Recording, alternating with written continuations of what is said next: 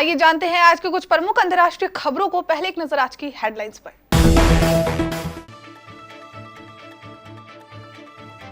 अनुच्छेद 370 हटने के बाद बदल रहे जम्मू कश्मीर के हालात। जनता ने आतंकवादियों के मंसूबे पर फेरा पानी। डीडीसी चुनाव में बुलेट पर बैलेट भारी। ठंड से कांप उठा उत्तर भारत। श्रीनगर में डल झील जमी। दिल्ली में सीजन का सबसे ठंडा दिन। तापमान 3.9 डिग्री। चार्जशीट के बाद तनाव में हाथरस कांड के आरोपी चारों को अलग बैरक में रखने की तैयारी।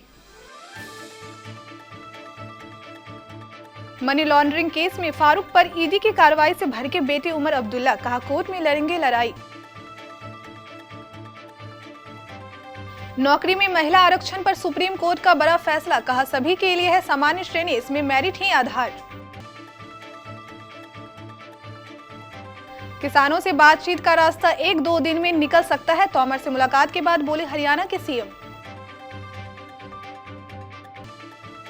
अयोध्या में राम मंदिर निर्माण के लिए 12 करोड़ हिंदू परिवारों से यूं लिया जाएगा चंदा। राष्ट्रपति पीएम से होगी शुरुआत। संयुक्त राष्ट्र के वाहन पर हमला मामले में पाकिस्तान ने भारतीय राजनयिक को तलब किया। एलएसी पर भारत संग तनाव के बीच चीन ने पीएलए के वेस्टर्न थिएटर कमान के लिए नए जनरल की नियुक्ति की। 5 दिन बाद गौहर के घर बजेगी शहनाई। सोशल मीडिया पर वायरल हुआ वेडिंग कार्ड। टीम इंडिया को लगा बड़ा झटका। मोहम्मद शमी हुए ऑस्ट्रेलिया के खिलाफ पूरी टेस्ट सीरीज से बाहर। जम्मू कश्मीर से अनुच्छेद 370 की समाप्ति के बाद स्थिति बदलती दिख रही है। स्थानीय लोगों ने लोकतंत्र में भरोसा दिखाते हुए आतंकवादियों के मंसूबे पर पानी फेर दिया है। इसका सबसे बड़ा उदाहरण है जम्मू कश्मीर में जिला विकास परिषद चुनाव, जो कि शनिवार को संपन्न हो गया। इस चुनाव में कुल मिलाकर करीब 51% मतदान हुआ। अब मतों की गिनती 22 दिसंबर को होगी। जम्मू कश्मीर से लेकर माउंट आबू तक कड़ाके की ठंड पड़ रही है। श्रीनगर में डल झील जम गई। वहां के लोगों का कहना है कि लंबे समय बाद ऐसा हुआ है। इधर दिल्ली में शनिवार को सीजन का सबसे ठंडा दिन रहा। तापमान 3.9 डिग्री रिकॉर्ड किया गया। हाथरस के चंदपा कांड के चारों आरोपियों के होश उड़ गए हैं। हत्या व दुष्कर्म के आरोप में सीबीआई द्वारा चार्जशीट दायर किए जाने की खबर मिलने के बाद से वे तनाव में हैं। उनके इस पर कारागार प्रशासन ने उनकी निगरानी बढ़ा दी है और चारों को अलग अलग बैरकों में रखने की तैयारी शुरू कर दी है। हाथरस कांड में सीबीआई ने 69 दिन तक जांच करने के बाद शुक्रवार को हाथरस न्यायालय में चारों आरोपियों के खिलाफ दुष्कर्म व हत्या के आरोप में चार्जशीट दायर की है। हालांकि यह खबर शुक्रवार को ही मीडिया में वायरल हो गई थी, मगर उन तक यह खबर देर रात पहुंची। खबर मिलने के बाद से वे तनाव में आ गए हैं। उनके चेहरे की हवाइयां उड़ गई। प्रवर्तन निर्देशालय ने कथित धन शोधन के मामले में जम्मू कश्मीर के पूर्व मुख्यमंत्री फारूक अब्दुल्ला की लगभग 12 करोड़ रुपए मूल्य की आवासीय और व्यवसायिक संपत्तियों को शनिवार को कुर्क कर लिया। इस कार्रवाई पर नेशनल कॉन्फ्रेंस ने कड़ी प्रतिक्रिया व्यक्त करते हुए कहा कि ये संपत्तियां काफी हद तक प्रेतक है और इस कार्रवाई को अदालत में चुनौती दी जाएगी। सुप्रीम कोर्ट ने महिलाओं के आरक्षण पर अहम व्यवस्था देते हुए कहा कि अगर कोई आरक्षित वर्ग की महिलाएं सामान्य वर्ग के लिए तय कट ऑफ अंक से ज्यादा लाती है तो उसे सामान्य वर्ग में जाने का हक है, यानी वह महिला उम्मीदवार सामान्य वर्ग में गिनी जाएगी, उसे आरक्षित वर्ग में नहीं गिना जाएगा। शीर्ष अदालत ने फैसले में कहा कि सामान्य कैटेगरी सभी के लिए है, उसमें आरक्षित वर्ग के लोग भी आते हैं और ओपन कैटेगरी में सिर्फ मेरिट ही आधार होता है।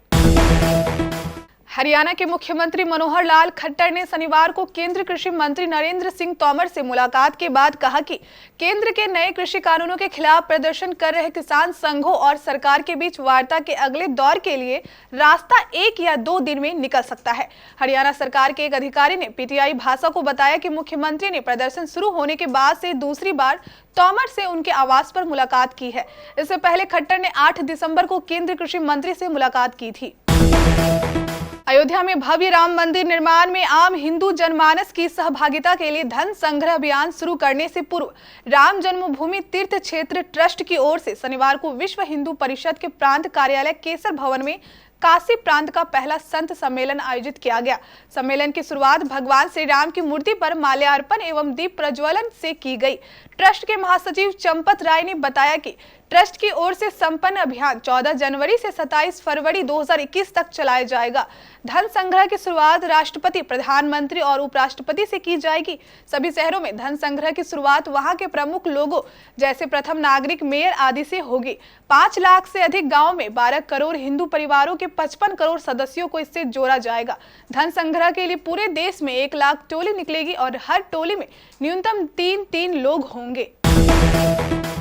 पाकिस्तान के संयुक्त राष्ट्र सैन्य पर्यवेक्षकों के एक वाहन को देश के चेरिकोट सेक्टर में नियंत्रण रेखा के पास निशाना बनाए जाने के बाद विरोध दर्ज कराने के लिए शनिवार को भारत के उप उच्चायुक्त गौरव अबहुलवालिया को तलब किया। भारतीय सेना पर यूएनएमओ को जानबूझकर निशाना बनाने का पाकिस्तान सेना द्वारा आरोप लगाए जाने के लिए एक दिन बाद भारतीय राजनयिक को यहां के विदेश कार्यालय में तलब किया गया। भारत ने इस आरोप को पूरी तरह से झूठा, आधारहीन और तथ्यात्मक रूप से गलत बताया है। भारत और चीन के बीच पूर्वी लद्दाख में बीते काफी समय से गतिरोध जारी है। ऐसे में दोनों देश जब वार्ता के जरिए यह तनाव कम करने की कोशिश में जुटे हैं, तब चीन के राष्ट्रपति शी चिनफिंग ने पीपुल्स लिबरेशन आर्मी की पश्चिमी थिएटर कमान के लिए कमांडर के रूप में नए जनरल की नियुक्ति की है। यह कमान चीन भारत सीमा पर निगरानी रखती है। चीन की सरकारी समाचार एजेंसी सिन्हुआ के मुताबिक केंद्रीय सैन्य आयोग के प्रमुख राष्ट्रपति चिनफिंग ने जनरल झांग सुडोंग को पश्चिमी थिएटर कमान का नया कमांडर नियुक्त किया है।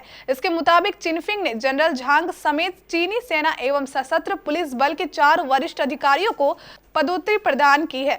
पूर्वी लद्दाख में भारत और चीन के बीच मई से जारी गतिरोध के बीच पीएलए की पश्चिमी कमान में शीर्ष स्तर पर यह नई नियुक्ति की गई है।